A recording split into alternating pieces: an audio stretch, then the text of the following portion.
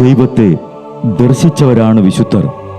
ആ വിശുദ്ധരോടൊപ്പം മാലാഖമാരുമായി സ്വർഗീയ ആനന്ദത്തിൽ ആയിരിക്കുന്ന ഞങ്ങളുടെ വാത്സല്യനിധിയായ അമ്മ ത്രേസ്യാളിൻ്റെയും പ്രിയ സഹോദരങ്ങളായ മണിദാസിൻ്റെയും ബ്രൈറ്റിൻ്റെയും പാവന സ്മരണയ്ക്ക് മുൻപിൽ ബ്രൈറ്റ് ഗ്രൂപ്പ് ഓഫ് അക്കാഡമീസ് പ്രാർത്ഥനാപൂർവം സമർപ്പിക്കുന്നു ഇന്നത്തെ വിശുദ്ധർ. അവതരണം അനിൽ കുഴിഞ്ഞകാല. ആശയം മുത്തയ്യൻ ആൻഡ് സെലിൻ പ്രിയ. സംവിധാനം സ്റ്റെനി ആൻഡ് സ്റ്റെനിച്ച്. ഇന്നേ ദിവസം തിരുസഭ മാതൃകയായി നൽകിയ വിശുദ്ധരെ അനുകരിച്ച് പ്രാർത്ഥനയോടെ ആ പാത പിന്തുടരുന്ന നിങ്ങൾക്കേവർക്കും കർത്താവിൻ്റെ തിരുമുഖം ദർശിക്കാൻ കഴിയട്ടെ എന്ന പ്രാർത്ഥനയോടെ ഞാൻ നിങ്ങളുടെ സ്വന്തം ജസ്റ്റിൻ. ഇന്ന് ജൂൺ 18 വിശുദ്ധരായ മാർക്കസിൻ്റെയും മർസെല്ലിനൂസിൻ്റെയും തിരുനാൾ. റോമിലെ ഒരു പ്രസിദ്ധ കുടുംബത്തിൽ ജനിച്ച ഇരട്ട സഹോദരന്മാരാണ് മാർക്കസും മർസെല്ലിനൂസും. യൗവനത്തിലെ ക്രിസ്തുമതം ആശ്ലേഷിച്ചിരുന്ന ഇവർ വിവാഹിതരായി.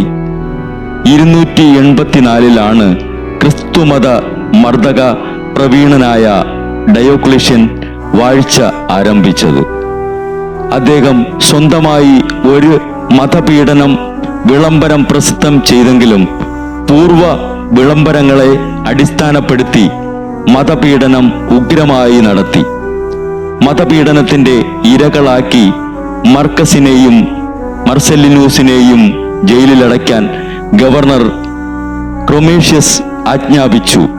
സ്നേഹിതന്മാർ അവരുടെ വധം 1 മാസത്തേക്ക് നീട്ടിവയ്പ്പിച്ചു.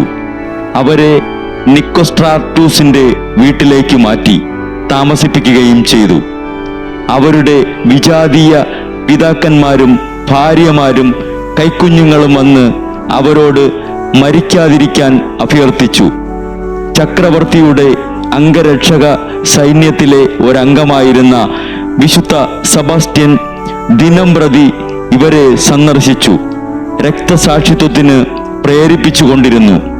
ഈ കോൺഫറൻസുകളുടെ ഫലമായി നിക്കോസ്ട്രാറ്റൂസും ഗവർണർ ക്രൊമേഷ്യസും മാതാപിതാക്കന്മാരും ഭാര്യമാരും മാനസാന്തരപ്പെടുകയാണ് ഉണ്ടായത്.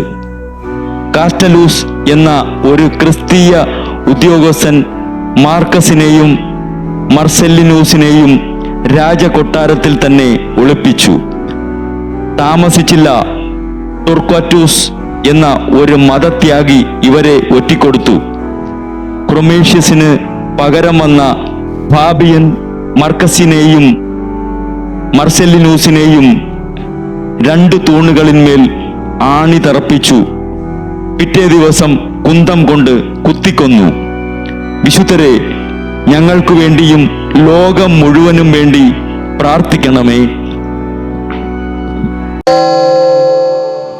ബ്രൈറ്റ് കുടുംബത്തിൽ നിന്നും കർത്താവ് തൻ്റെ മുന്തിരിത്തോപ്പിലേക്ക് വിളിച്ച് പൗരോഹിത്യം നൽകി അനുഗ്രഹിച്ച റവറൻ ഫാദർ ബിൽ ബ്രൈറ്റും സന്യാസത്തിലേക്ക് വിളിച്ച് അനുഗ്രഹിച്ച് മണവാട്ടിയാക്കിയ സിസ്റ്റർ മരിയ ജോസും വിശുദ്ധരെ അനുകരിച്ച് ഇവിടെ ഈ ഭൂമിയിൽ ആത്മാക്കളെ നേടാനായി ഇരുൾ വീണ താഴ്വരയിലൂടെ നടക്കുമ്പോഴും പൈശാചിക ശക്തികൾ വിടാതെ പിന്തുടർന്ന് പീഡിപ്പിക്കുമ്പോഴും മരണം നിഴലായി കൂടെ നടക്കുമ്പോഴും ദിവ്യകാരുണ്യം എപ്പോഴും ആത്മാവിന് കരുത്തേകും പോലെ തിരുവചനമെന്നും പാതയിൽ വിളക്കായി ജ്വലിച്ച് ആ ജ്വാലയിൽ അനേകായിരം ആത്മാക്കളെ നേടിയെടുക്കാൻ സകല വിശുദ്ധരെ, മാലാഖമാരെ ഇവർക്കു വേണ്ടി എപ്പോഴും കർത്താവിനോട് മാധ്യസ്ഥം വഹിച്ച് പ്രാർത്ഥിക്കണമേ.